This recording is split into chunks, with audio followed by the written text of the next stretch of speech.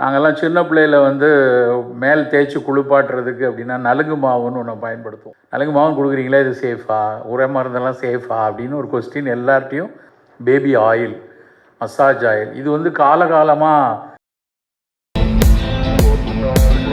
இந்த உலகம் துளைத்த 2 விஷயம் வந்து பச்சையும் அரவணைப்பும் தான். ரொம்ப முக்கியமாக உலகமே தேடிட்டு இருக்கிற விஷயமும் பச்சையத்தையும் அரவணைப்பையும் தான். அந்த தொலைத்த 2 விஷயத்தை வந்து இணைத்து க்ரீன் கடல்னு ஒரு நேம் கொடுத்ததுக்கு முதல்ல ஜிஎம்சி டீமுக்கு வாழ்த்துக்கள். ஏன்னா இதை தான் நோக்கி எல்லாருமே தேடிகிட்டே இருக்கிறோம். எல்லா இடத்துலையும் க்ரீனை தேடி உலகமே திரும்பிகிட்டு இருக்கு. நம்ம சித்த மருத்துவரோ, ஆயுர்வேத மருத்துவரோ, மற்ற மருத்துவர்களோ இல்லை, எல்லாம் இல்லை, உலகமே. ஏன்னா பச்சையை தொலைத்ததுனால்தான் இன்றைக்கி மிகப்பெரிய சிக்கல்களை, உடல்நல சிக்கல்களிலிருந்து இந்த பிரபஞ்சத்தினுடைய பல சிக்கல்களுக்குமே அதுதான் காரணமாக இருக்குது. ஸோ அதுக்கான சொல்யூஷன்ஸ் அந்த க்ரீனில் இருந்து தான் துவங்க முடியும். அது எல்லா இடங்கள்லையும் நம்ம அதை பார்த்துட்டே வரோம். 2வது ரொம்ப முக்கியமான விஷயம் கடல். அந்த அரவணைப்புங்கிறது வந்து சொல்லிலிருந்து ஆரம்பித்து, ஒரு சொல் அரவணைக்கக்கூடிய ஒரு சொல் இன்றைக்கி இல்லை. எல்லாமே ரொம்ப ஃப்ளாட் வேர்ட்ஸ், எவ்ரி திங். அந்த ஃப்ளாட் வேர்டு இல்லாமல் ஒரு அரவணைக்கக்கூடிய சொல்லிலிருந்து ஆரம்பித்து, அது ஒரு குழந்தையை முதல்ல கடல் ரொம்ப அதிகமாக யூஸ் பண்ணுறது வந்து ஒரு குழந்தையுடைய அரவணைப்புக்கு தான் அதிகமாக ஆங்கிலத்தில் யூஸ் பண்ணுவாங்க அந்த வார்த்தை. அது ஒரு லவ்வாக இருக்கட்டும், ஒரு பேஷன், அஃபெக்ஷன், எல்லாத்துக்கும் ரொம்ப அடிப்படையான விஷயம் வந்து அந்த அரவணைப்பு தான். அதுவும் நம்ம வந்து நிறைய தொலைச்சிட்டோம். ஓடிக்கிட்டே இருக்கிற உலகத்தில், வேக வேகமாக ஓடிக்கிட்டு இருக்கிற உலகத்தில் யாருக்கும் கொடுக்காத ஒரு விஷயமாக அந்த கடல் இருக்குது.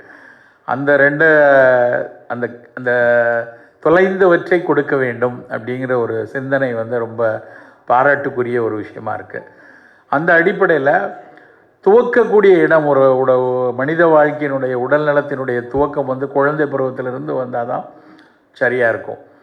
நமக்கு இன்றைய அறிவியலினுடைய மிகப்பெரிய உச்சங்கள் அறியாத காலத்தில் இன்றைக்கி இருக்கக்கூடிய சயின்ஸுடைய நுவான்சஸ், இன்றைக்கி எல்லா விஷயங்கள்லையும் மிக மிக நுட்பமாக பேரறிவு வளர்ந்துருக்கு. அதெல்லாம் இல்லாத காலத்திலேயே ஒரு குழந்தையினுடைய பராமரிப்பை மிக மிக கவனமாக நம்முடைய முன்னோர்கள் வந்து பராமரித்து வந்திருக்கிறாங்க.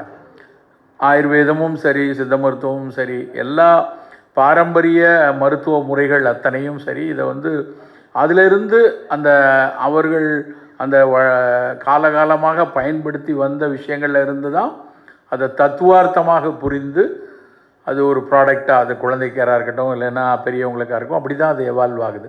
அந்த அடிப்படையில் இந்த பேபி கேர் ஆயிலாக இருக்கட்டும், இல்லைன்னா பேபி க்ரீமாக இருக்கட்டும், இல்லை பேபி வாஷாக இருக்கட்டும், இல்லை ரப்பை யூஸ் பண்ண ஒரு கபத்துக்கு ரப்பாக இருக்கட்டும், நான் அதனுடைய ஒரு இன்க்ரீடியண்ட்டை பார்க்கும்போதும் அவ்வளவு மகிழ்ச்சியாக சிறப்பாக இருக்குது. ஃபஸ்ட்டு பாயிண்ட் வந்து ரொம்ப முக்கியமானது வந்து பாதுகாப்பு தான்.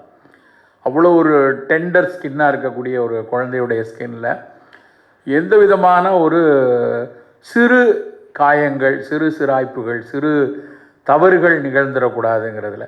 அதில் முக்கியமாக அவங்க கடைசி ஸ்லைடாக போட்டாங்க. இருந்தாலும் அதை முதல் விஷயமாக யோசிக்க வேண்டியது வந்து பாரபன் இல்லை, சல்ஃபேட் இல்லை. ஒட்டுமொத்த உலகமும் அதைத்தான் பார்க்கிறது. அந்த 2 வார்த்தைக்கான நடந்த சர்ச்சைகள் உலகம் முழுக்க ரொம்ப அதிகம். பல ப்ராடக்ட்ஸ் வந்து இந்த பாரபன் இருக்குது, சல்ஃபேட் இருக்கிறதுனாலே தாய்மார்கள் வந்து அதை ஒதுக்க ஆரம்பித்தாங்க. வேணாம், ரொம்ப கோலோச்சிய ப்ராடக்ட், நான் நேமெல்லாம் சொல்லணும்னு அவசியம் இல்லை. உலகமே வந்து அந்த ப்ராடக்ட்ஸை மட்டுமே வச்சுட்டு இருந்தவங்க மொத்தமாக ஒரு 20 வருஷத்துக்கு முன்னாடி அதை தூக்கி வேணாம், பாரபன் சல்ஃபேட்ஸ் வந்து எந்த அளவுக்கு அது ஸ்கின்னுக்கு ஆபத்தானது அப்படின்னு ஒரு சில பேப்பர்ஸ் வந்தோடனே டோட்டலாக விட்டாங்க. அப்போ அப்படி இல்லாத ஒரு ப்ராடக்ட் கிடைக்காதா அப்படின்னு எல்லா தாய்க்கும் ஒரு ஏக்கம் இருக்குது. எல்லா குழந்தையை பராமரிக்க அத்தனை பேருக்கும் பாரபன் இல்லாத, சல்ஃபேட்ஸ் இல்லாத ஒன்று வேணும். ஃபர்ஸ்ட்டு வி ஷுட் அப்ரிஷியேட் இந்த க்ரீன் கடல் ப்ராடக்ட்ஸில் நாங்கள் அதை சேர்க்கலைன்னு ஒரு முக்கியமான ஒரு முதல் குரலாக அதை சொல்லியிருக்காங்க. ஸோ அதில் ஃபஸ்ட்டு நமக்கு கிடைக்கிறது வந்து ஒரு தேவையில்லாத தீவிர ரசாயன பொருட்கள் இல்லை. அது வந்து அந்த மாதிரி பாரபன்ஸ் இல்லாமல், சல்ஃபேட்ஸ் இல்லாமல் நேச்சுரல் இன்க்ரீடியண்ட்டை வச்சு அதை கொண்டு வந்திருக்காங்க. அது வி ஷுட் அப்ரிஷியேட். இந்த மாதிரி ஒரு ப்ராடக்ட் ஆயுர்வேதிக் ப்ராடக்ட்ஸில், ஹெர்பல் ப்ராடக்ட், நிறைய மாடர்ன் சயின்ஸ்லேயும் அந்த மாதிரி ப்ராடக்ட்ஸ் வர ஆரம்பிச்சிருக்கு. ஒரு ஆயுர்வேதிக் ப்ராடக்ட்ஸில் இந்த மாதிரி ஒரு ப்ராடக்ட் கொண்டு வர்றது உலகெல்லாமே, இது இந்திய குழந்தைகள் நம்ம பார்த்தப்போ வந்து ஒரு இந்திய குழந்தை இந்திய தாய்ன்னு இருந்தது. பட் உலகமெல்லாம் இருக்கக்கூடிய எல்லா குழந்தைகளுக்கும் எல்லா தாய்க்கும் இந்த தேவை இருக்குது.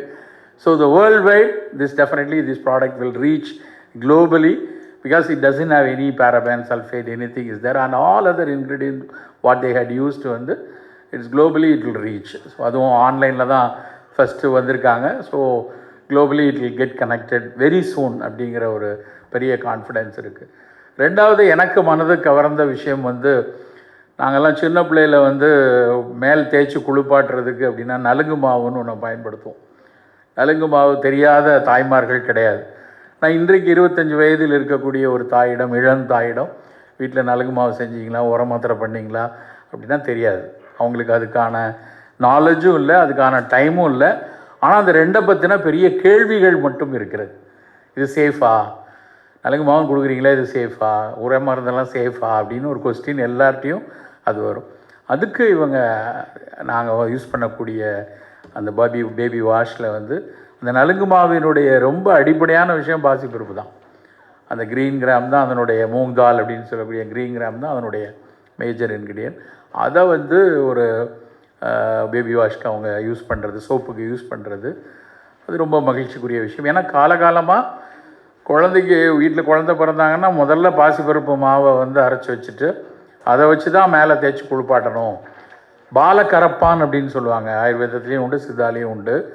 அதில் பிறந்த உடனே மேலே அந்த பக்கு மாதிரி படிஞ்சிருக்கக்கூடிய தலையில் படிஞ்சிருக்கிறதா இருக்கட்டும், மேலே கரப்பான குழந்தை பருவத்தில் வரக்கூடியதாக இருக்கட்டும், ஃபஸ்ட்டு அந்த காலத்தில் அதை பற்றின ஒரு அட்டோபிக் எக்ஸிமாலாம் தெரியறதுக்கு முன்னாடி முதல்ல வந்து அவங்க அந்த பாசிப்பருப்பு மாவு வச்சு தான் மேலே கழுவுவாங்க. அதை ஒரு சயின்டிஃபிக் பேஸில் ஒரு யூசர் ஃப்ரெண்ட்லியாக அதில் வந்து ஒரு அருமையான ஒரு ப்ராடக்ட் கொண்டு வந்திருக்கிறது ரொம்ப ரொம்ப வாழ்த்துக்குரிய விஷயம். அதே மாதிரி இந்த முதல்ல இந்த ரப்பை நான் பார்த்தோன்னே இது என்ன புதுசாக இருக்கே அப்படின்னு தான் யோசித்தோம். ஆனால் எல்லோரும் எதிர்பார்க்கிற ஒரு விஷயம் இது. ஏன்னா உள்ள ஒரு மருந்தை கொடுக்கறதுக்கு முன்னாடி, அதுக்கு முன்னாடி ஒரு இமீடியட்டாக ஒரு டீகன்ஜஸ்டண்ட்டாக ஒரு கன்ஜஷனை குறைக்கிறதுக்கு அதனுடைய வாலட்டைல், அதில் இருக்கக்கூடிய வாலட்டைல் கண்டென்ட்டில், அந்த ரப்பில் சேர்ந்துருக்கக்கூடிய எல்லா பொருட்களுடைய அந்த வாலட்டைல் கண்டென்ட் பார்த்திங்கன்னா அது ஒரு இமீடியட்டாக கன்ஜஷனை குறைக்கிறதுக்கு ஒரு எக்ஸ்டர்னல் ரப்பாக ஒரு அருமையான ஒரு மருந்தை எடுத்துகிட்டு வந்திருக்காங்க. இது எல்லாத்த விட முக்கியமானது பேபி ஆயில், மசாஜ் ஆயில். இது வந்து காலகாலமாக நம்ம ஊரில் இருந்த பழக்கம். நம்ம ரொம்ப நெடுங்காலமாக எனக்கு தெரியும், நான் சிறுபிள்ளையாக இருக்கும்போது அப்போது நான் பார்த்த ரொம்ப குட்டியுண்டு குழந்தைகளை பாட்டிமார்கள் வந்து ஒரு மசாஜ் கொடுக்குறத ஒரு சின்ன சர்ச்சை வந்தது. நான் சொல்கிறது 75 80 இப்படி ஆயில் மசாஜ்லாம் கொடுக்கலாமா அப்படின்னப்ப I still remember one paper. Doctor Vijayapal சாருடைய very close friend late doctor Thirunarayanan, he only shared one paper to baby oil massage வந்து